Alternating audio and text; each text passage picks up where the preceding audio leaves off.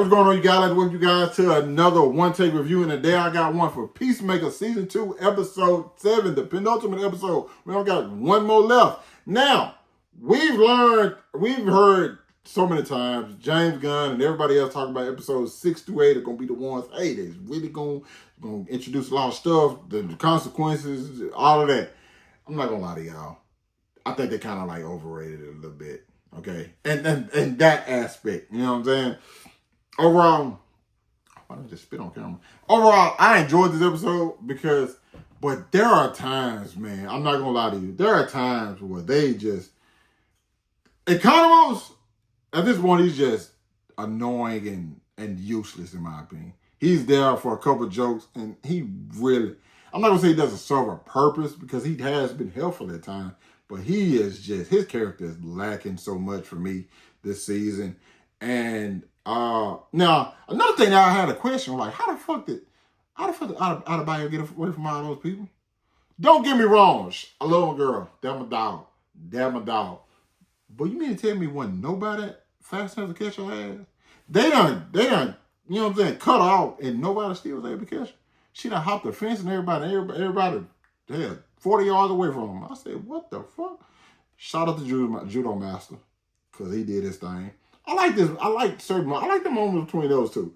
They had a moment where they were just like, well, if you really think about this world, isn't that much different from our own?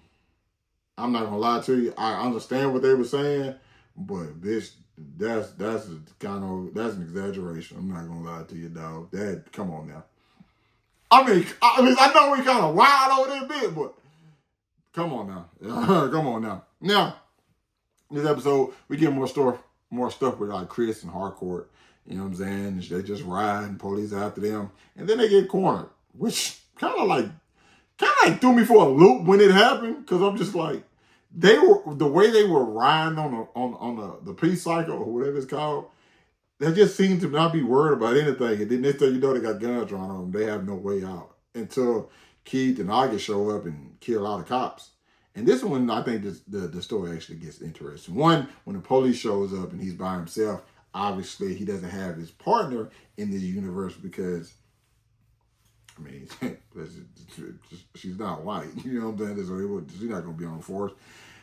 But then when we had that conversation in the kitchen, and she and Harker called him a Nazi. Don't call me that. Listen, I don't okay. Oh shit, wait.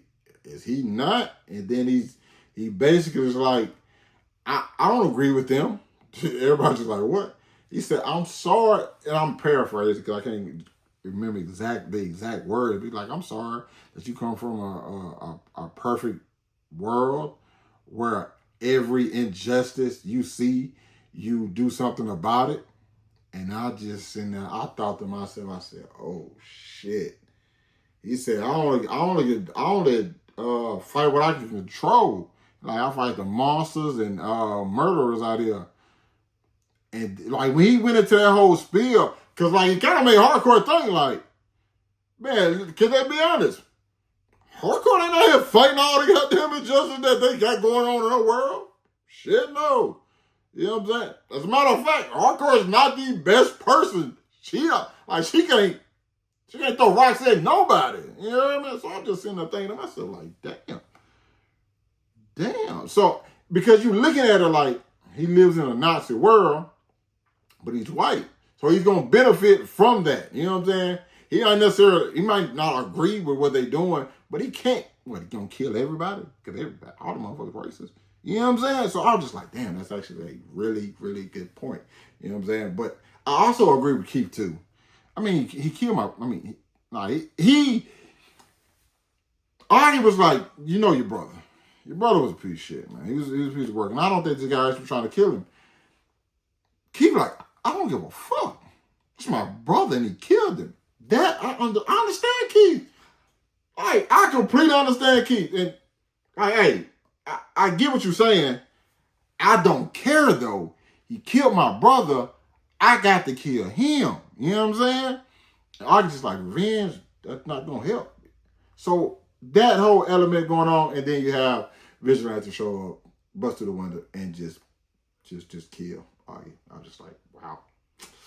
Yep, she get more fucked up and more fucked up. Then you have the moment, obviously, where they trying to escape, keep trying to stop him. He's whooping Peacemaker's ass, and he loaded up one hell of a punch, about to take his shit off. And then everybody stops when they start practically about to kill him.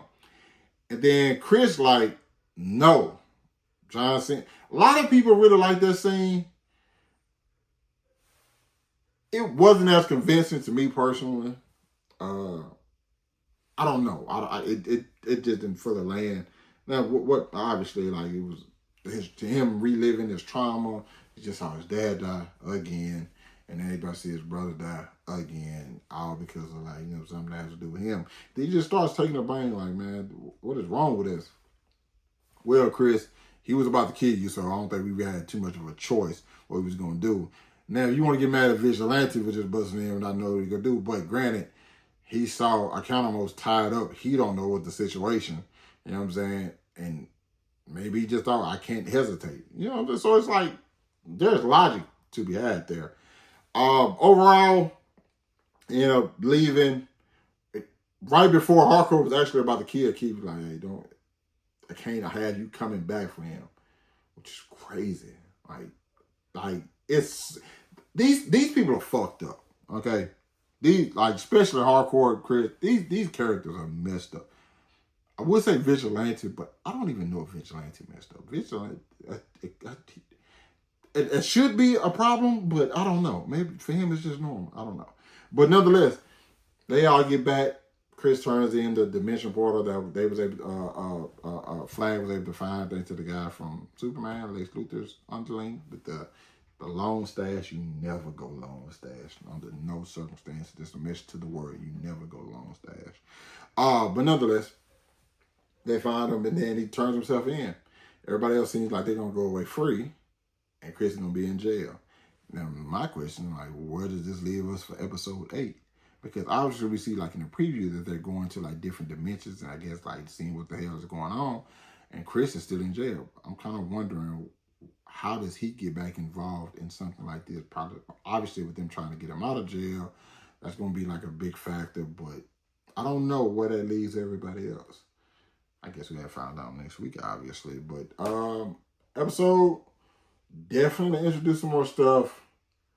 I think next week is the one that's really finna set things up, because obviously now we have this dimension portal that they're just going through, looking at different worlds, which I think is a horrible idea.